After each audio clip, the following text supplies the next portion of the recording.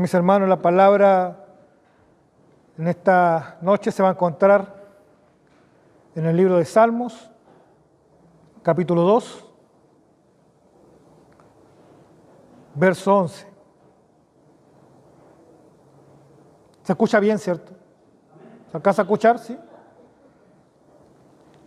Salmos, capítulo 2, verso 11. Solo un solo versículo. Servid a Jehová con temor y alegraos con temblor. Tome asiento.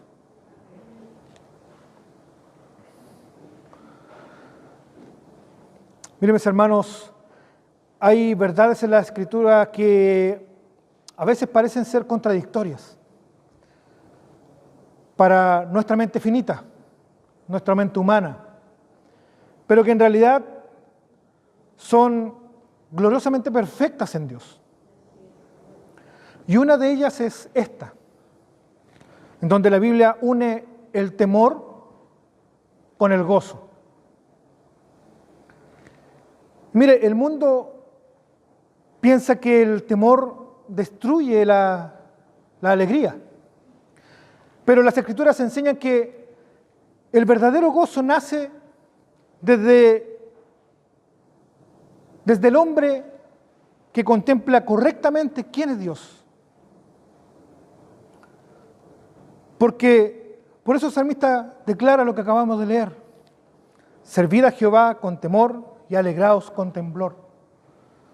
Y observamos profundamente, ¿cierto?, la verdad de este texto, porque no dice simplemente temblad, ni tampoco dice solamente gozaos, sino que dice alegraos con temblor. ¿Qué quiere decir? Que existe un gozo santo que nace de vivir reverentemente delante de Dios. Y debemos entender esto desde el inicio, hermanos. La Biblia habla de dos clases de temor, completamente diferentes. Existe el terror del inconverso delante del juicio santo de Dios. Y existe el temor reverente del creyente que ha sido reconciliado por medio de Cristo. Son dos temores muy diferentes que lo expresa la palabra. Uno huye de Dios y el otro corre hacia Dios. Uno teme condenación y el otro tiembla en adoración.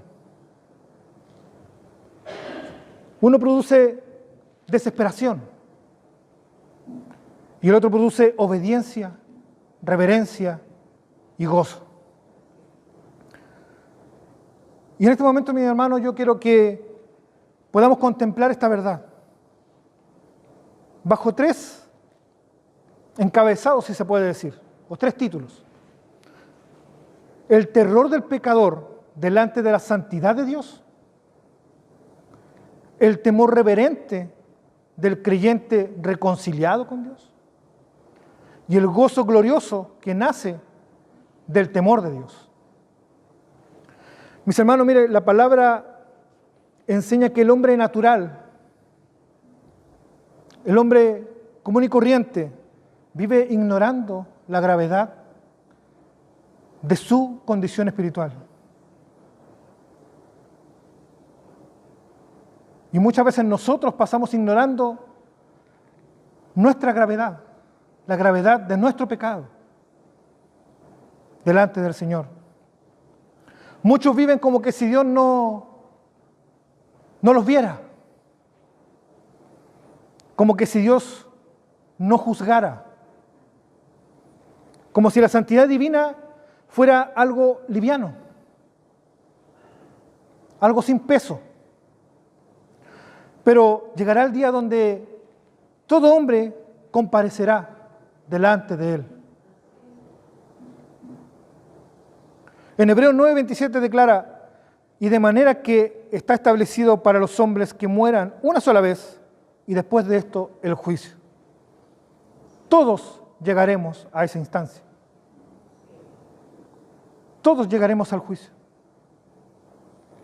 Y la humanidad puede quizá ignorar a Dios hoy, pero eso no significa que va a escapar del día del juicio de Él.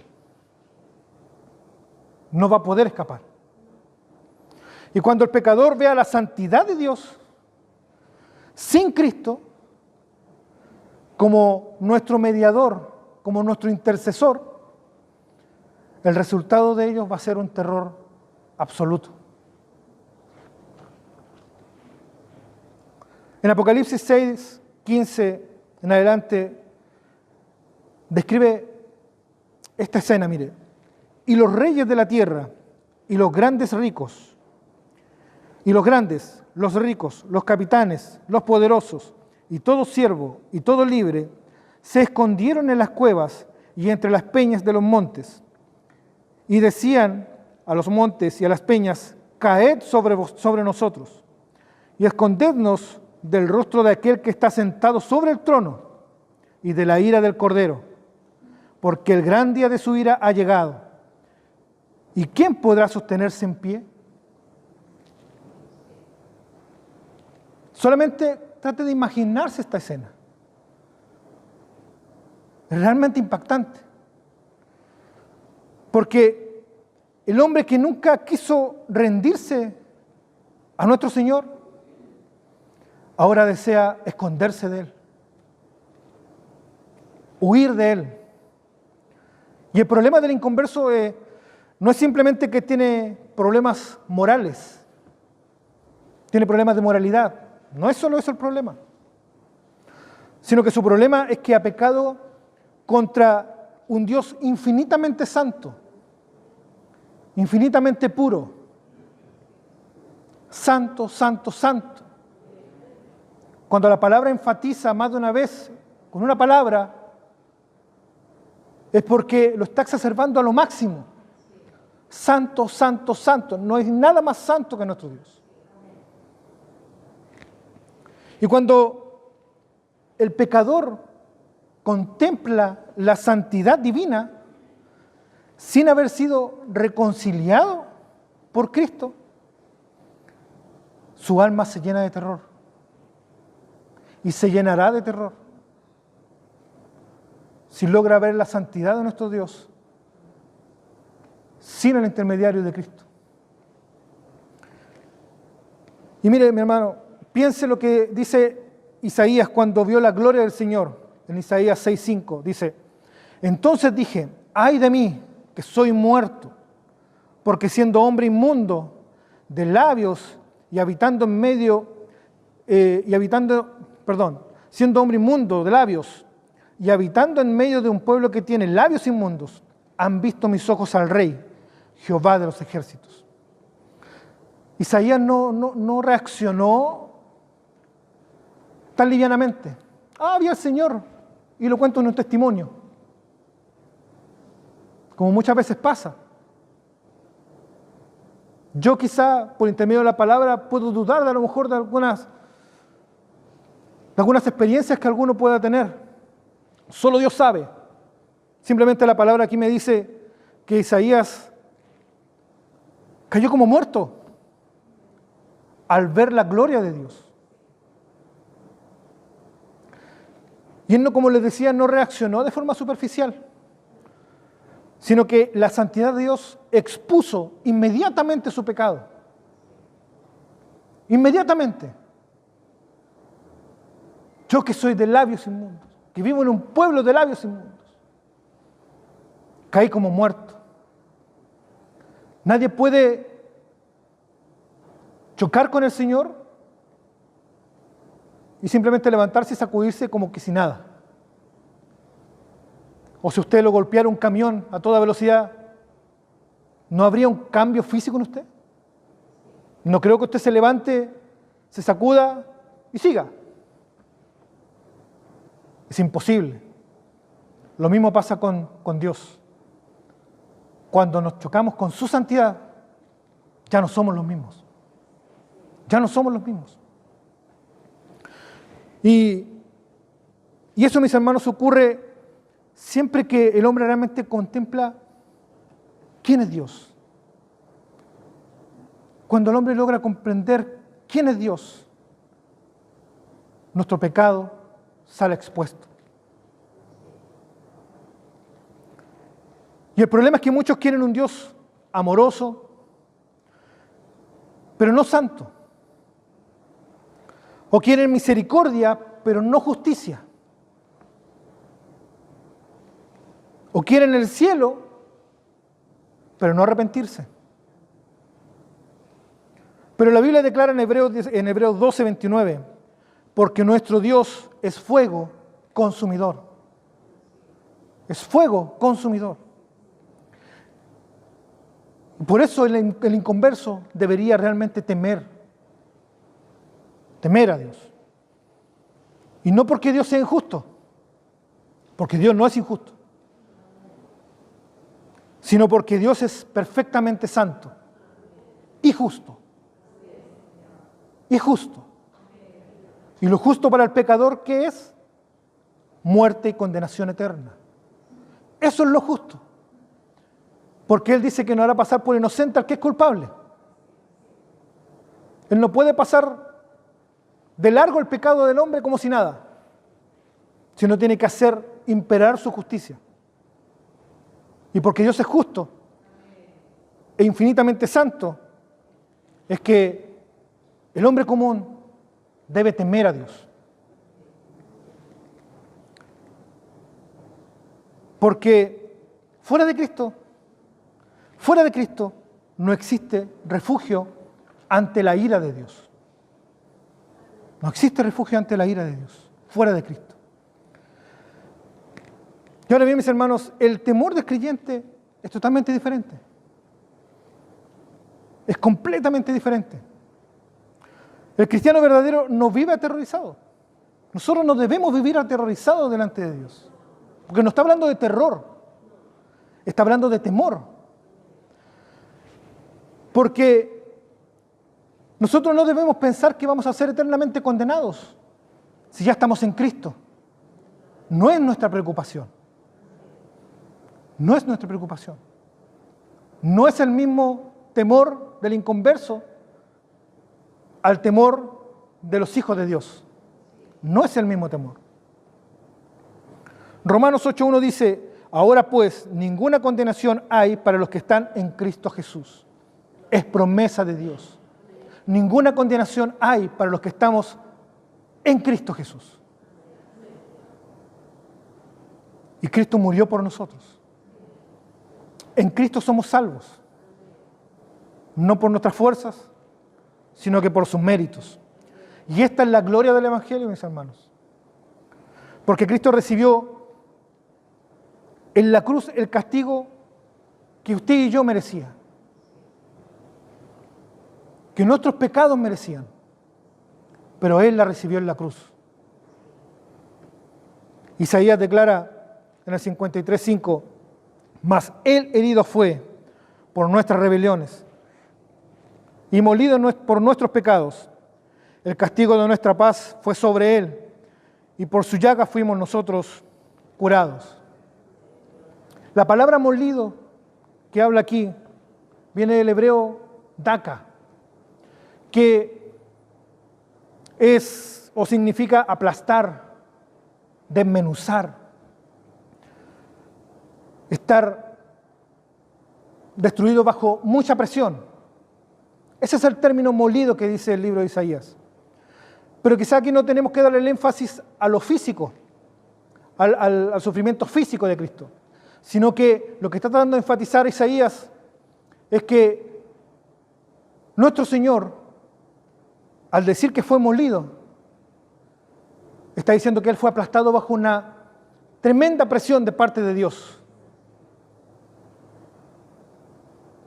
Fue aplastado a una tremenda presión del mismo Padre. ¿Y por qué? Por nuestros pecados. Por nuestros pecados. Entonces, ¿qué significa realmente temer a Dios para nosotros, los creyentes? Significa vivir en reverencia. Significa tener una una visión amplia de su majestad, una visión completa de lo que Dios es, de su soberanía, de su majestuosidad, de su santidad. Es reconocerle a Él como el santo.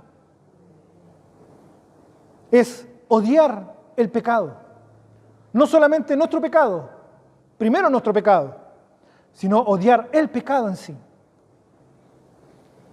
Amar su voluntad y caminar humildemente juntamente con Él. Caminar con Él, humildemente, cabeza gacha, reverentemente. Eso significa temer a Dios para nosotros, los hijos de Él. Y miren, mis hermanos, el temor santo no aleja al creyente de Dios, sino que lo acerca aún más. Y debe acercarlo aún más. Salmos 25:14 dice: la comunión íntima de Jehová es con los que le temen, y a ellos hará conocer su pacto. ¿A quiénes? A los que le temen. A los que le temen. Y los que le temen tienen comunión íntima con Dios. Eso es lo que dice el salmista. Y si lo dice la palabra, es así. Amén. Y esta es una verdad tremenda, mis hermanos. Gloriosa, maravillosa. Porque Dios solamente tiene intimidad. ¿Qué quiere decir? Que Él nos conoce y que nosotros le conocemos a Él. Siempre y cuando le temamos a Dios reverentemente. Reverentemente. El temor santo, como le decía, no destruye la relación con Dios. La profundiza mucho más. Y debe profundizarla mucho más. Y ese temor es el que transforma nuestras vidas. Proverbios 8:13 dice: el temor de Jehová es aborrecer el mal, la soberbia y la arrogancia, el mal camino y la boca perversa. Ese es el temor de Jehová. Donde existe verdaderamente el temor hacia Él, el pecado ya deja de ser liviano. Ya no lo vemos tan livianamente en nuestro pecado. Sino que nosotros comenzamos a luchar seriamente contra aquello que ofende a nuestro Dios, que es la transgresión a su ley, pecar contra Él. Y aquí no hay porte de pecado, porque el pecado, cualquiera sea, se resume en una sola cosa: desobediencia a Dios. Porque Adán y Eva no fueron destituidos de la gloria de Dios por comer del fruto, sino porque desobedecieron a Dios. Y así con su ley, con los 10 mandamientos. No podemos alabar a Dios perfectamente como su palabra nos dice. Por eso que debemos correr hacia Cristo, porque Él sí la cumplió. Porque Él sí fue capaz de vivir perfectamente, cosa que nosotros nunca lograremos hacer. El temer a Dios es amarlo tan profundamente que no queremos ofenderlo. Uno le es fiel a su esposa o a su esposo. ¿Por qué? ¿Para qué? Primero porque le ama. Y lo otro para no ofenderla, ni dañar al otro. Lo mismo con Dios. Le tenemos que amar de tal forma que nos duela ofenderlo, que no queramos amargar su corazón. Por eso es importante vivir en santidad, en integridad, constante, creciente. No perfecta, porque no lo vamos a hacer nunca, pero sí esforzarnos para no entristecer a Dios. Ese es el temor que nosotros debemos tener delante del Padre. De no querer ofenderle, de no querer amargarle. Y en este punto debemos examinarnos delante de Dios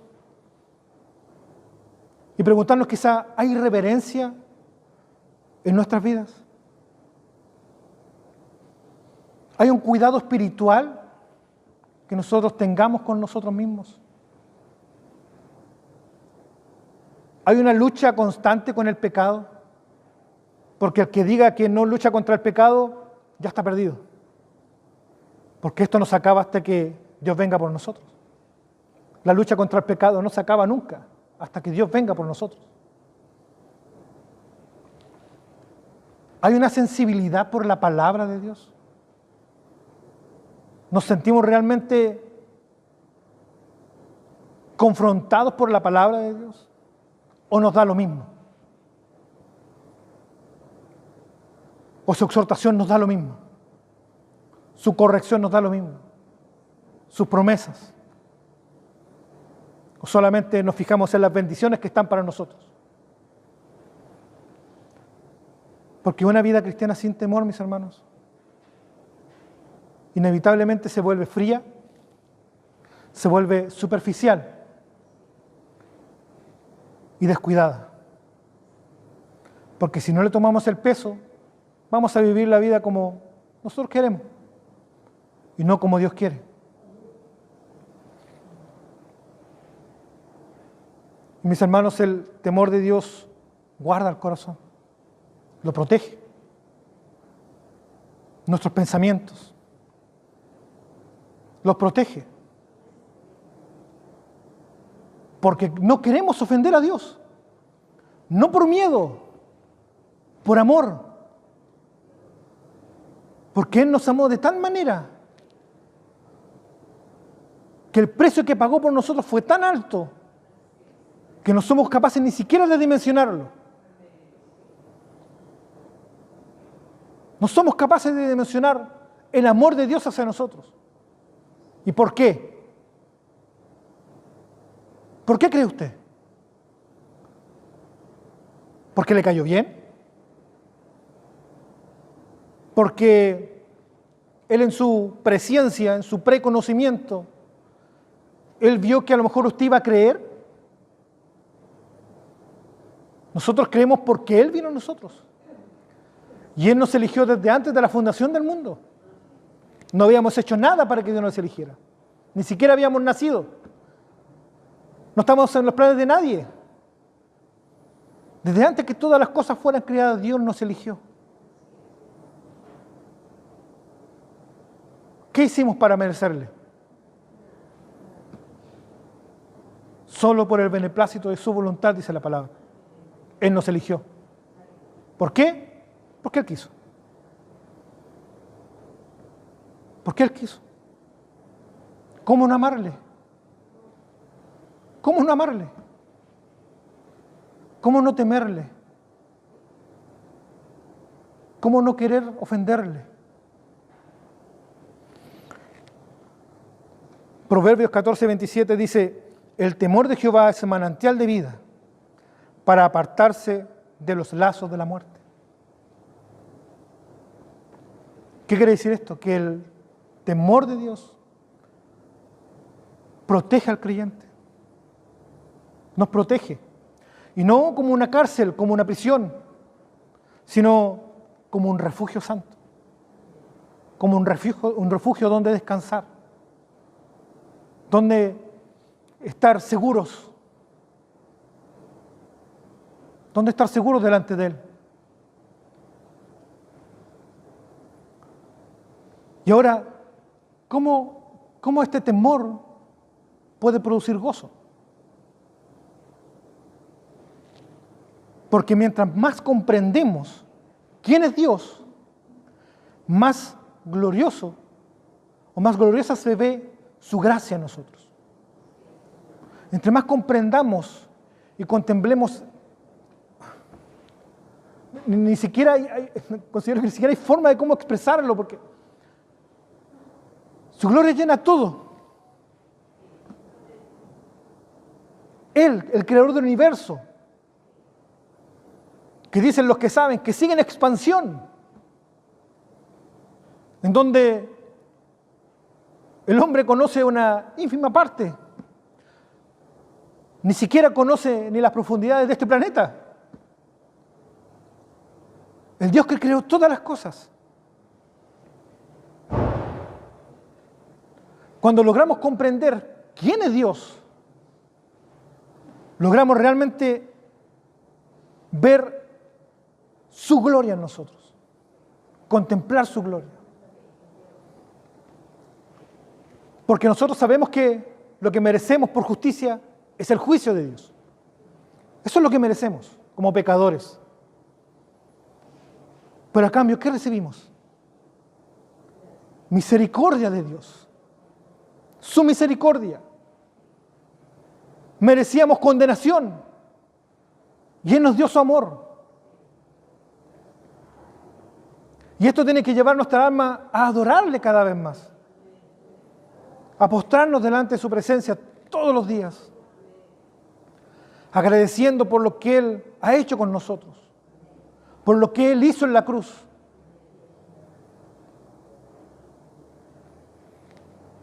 En el Salmo 103, verso 11 dice, porque como la altura de los cielos sobre la tierra, engrandeció su misericordia sobre los que le temen. Su misericordia está para sus hijos, para nosotros. No está lejana, no es tardía, está para el que le teme. Y veamos esto, mis hermanos, cuidadosamente, porque la misericordia de Dios se derrama sobre los que le temen a Él. ¿Se dan cuenta? El temor santo y el gozo verdadero no son enemigos entre sí, sino que caminan juntos. El temor y el gozo. El cristiano debe contemplar su santidad, la santidad de Dios, y al mismo tiempo contemplar la cruz. Y es allí donde el alma tiembla y se goza a la vez, porque tiembla al ver la gravedad de su pecado, de mi pecado, pero se goza porque Cristo pagó completamente por ese pecado. Ese es nuestro gozo. Ese es nuestro gozo. Primera de Pedro 1:17 dice, y si invocáis por Padre a aquel que sin acepción de personas juzga según la obra de cada uno, conducíos con temor todo el tiempo de vuestra peregrinación, sabiendo que fuisteis rescatados de vuestra vana manera de vivir, la cual recibisteis de vuestros padres, no con cosas corruptibles, como oro o plata, sino con la sangre preciosa de Cristo, como un cordero sin mancha y sin contaminación. Eso es lo que recibimos de Dios. ¿Se dan cuenta? Por eso yo les digo, el temor del creyente, del cristiano, no contiende con el gozo, sino que nos gozamos porque comprendemos lo que Él hizo por nosotros. Nos alegramos en Él. Y nos alegramos por el precio de esa redención, de nuestra redención, cuyo precio era muy alto, incapaz, imposible de pagar, imposible de pagar. Entonces, ¿cómo vivir tan livianamente cuando Cristo derramó su sangre por nosotros? ¿Cómo podemos hacer vista gorda a su palabra?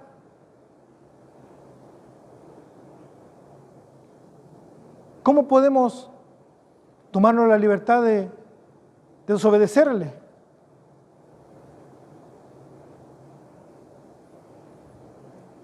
¿Cómo ¿Cómo seguir jugando con el pecado que está en nosotros? Cuando el Hijo de Dios murió para salvarnos de ese pecado, ¿por qué seguir jugando con fuego? ¿Por qué seguir ofendiendo a Dios? Y aquí nos damos cuenta que el temor santo de nuestro Dios nos lleva a una adoración profunda, adorarle, orar, agradecerle. Gracias, Señor, por tu misericordia, porque tu amor me alcanzó, porque yo logré amarte, porque tú me amaste primero, porque tú me elegiste, porque yo no podía elegirte a ti. Si estaba muerto en delito y pecado, si estaba muerto, mi espíritu muerto, ¿cómo le iba a poder elegir? Y Él vino y me dio vida. Él vino y le dio vida. ¿Para qué? Para que le adoráramos a Él. Como el verso que acabamos de leer, ¿cierto? Servid a Jehová con temor y alegraos con temblor. Esto no es un gozo que dura ¿cuánto? Nada. No es una emoción pasajera, sino que es un gozo profundo de un alma reconciliada con Dios por intermedio de Cristo.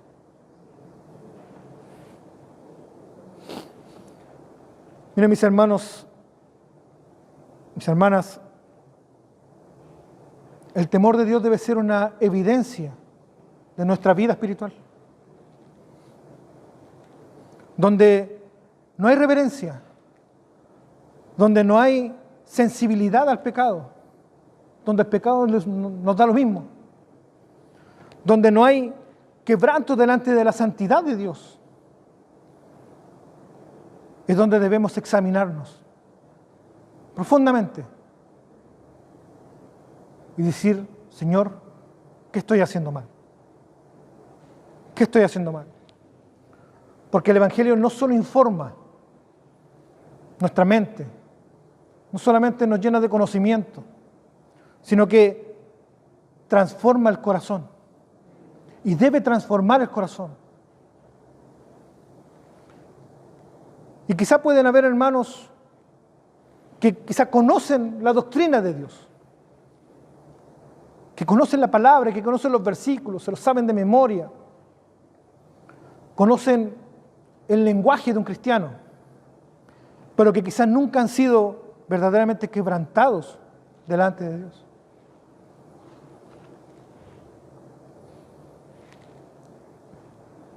Y escuche esto con mucha reverencia, mis hermanos. El mismo Cristo que hoy ofrece misericordia será el juez de toda la tierra. Juan 3:36 dice, el que cree en el Hijo tiene la vida eterna, pero el que rehúsa creer en el Hijo no verá la vida, sino que la ira de Dios está sobre él. ¿Se dan cuenta? Fuera de Cristo solo nos queda el juicio, solo nos queda la ira de Dios, fuera de Cristo. Pero hoy hay gracia, hoy hay perdón, hoy hay misericordia para el pecador arrepentido, al que viene a las plantas de Cristo en arrepentimiento y fe. Porque Cristo vino precisamente para salvarnos, a nosotros los pecadores. Murió en la cruz, resucitó al tercer día y hoy nos llama a ese arrepentimiento. Porque el Evangelio produce una de dos cosas: salvación y vida eterna para el que cree y se arrepiente, y condenación eterna para el que le rechaza. Gloria a Dios porque Él nos miró. Pero hay muchos más que que están afuera, que son llamados a salvación. Pero ¿cómo sabrán, cómo oirán si no es quien les predique? Si bien Dios sabe quién es salvo, a quién eligió, y nosotros podríamos quizás lavarnos las manos y decir, no importa, total, Dios sabe a quién va a llamar. Pero también no solamente dejó estipulado su soberanía en la salvación, sino que también el medio para ser salvado, que es por la locura de la predicación del Evangelio. Pablo decía, predica de Cristo crucificado, de la cruz de Cristo, de lo que Cristo hizo, de su justificación a favor de nuestras vidas. Porque así como nosotros no lo merecíamos, el que está afuera tampoco lo merecía, pero Dios en su gracia y en su misericordia los va a llamar, así como nos llamó a nosotros, al cuerpo de Cristo. Al cuerpo de Cristo. Vengamos a Cristo, hermanos. No livianamente, no superficialmente, no emocionalmente.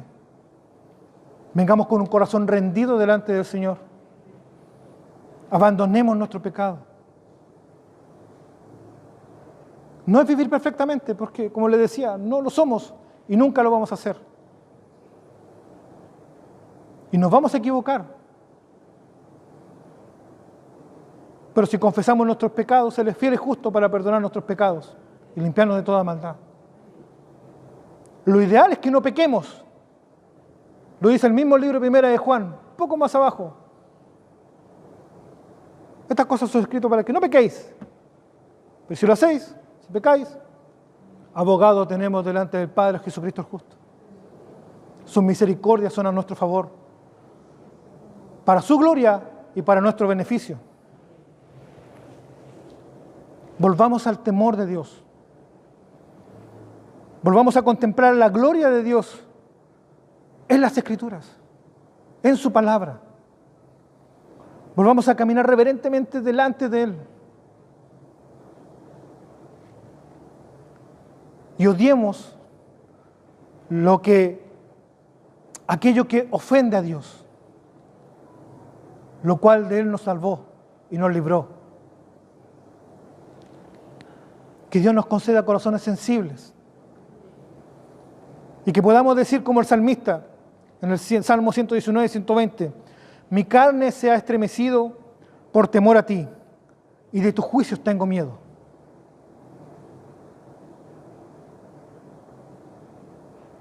Porque su juicio es terrible. Pero para nosotros los que estamos en Cristo ya no hay condenación. Ya no hay condenación. Hay una vida eterna. Juntamente con Cristo. Juntamente con Él.